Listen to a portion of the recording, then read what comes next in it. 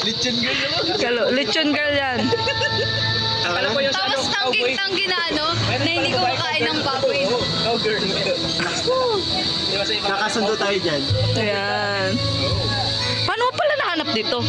Di ka lang sakit. Wala. Ay, pero alam mo yung papasok. Yun naman yun. Kanino? Manilin. Ay, oo, Manilin. Oo nga. Ay, nagsama ka pala doon, ano? Nasa Maynila kami, no? Sinasama ni Kalingat doon patung. Oo nga. So ngayon, alam mo na yung bahay ko. Yeah. Oo. Lapit mo lang pala kila Kuya Tata. Yes. Oo. Malapit nga lang. Kaya nga si Tata, nawiwili na yun dito. Kuya Tata, yung ano na. Dati, laging nakasakay sa inyo. Ngayon, Oo. may listen. Yes, may lisensya na siya. Congrats. Congrats. So proud of you. Daddy. Daddy. Ay, kaloka. Proud ako kay Daddy. May license na si Daddy.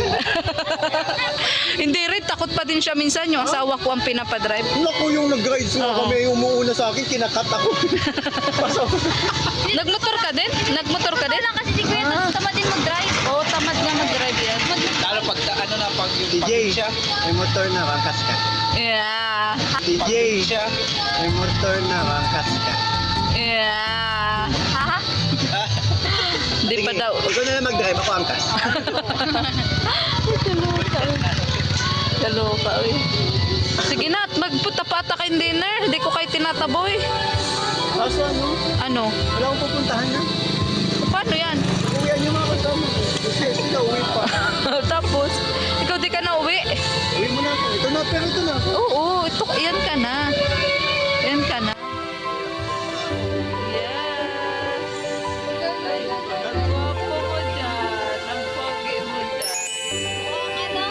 Yes. Mukhang may koy. Ayan. Yung ano, mukhang ano, pero yung mata niya, baka nakangiti. Hoy, Tats, niloloko ka ni Mikoy.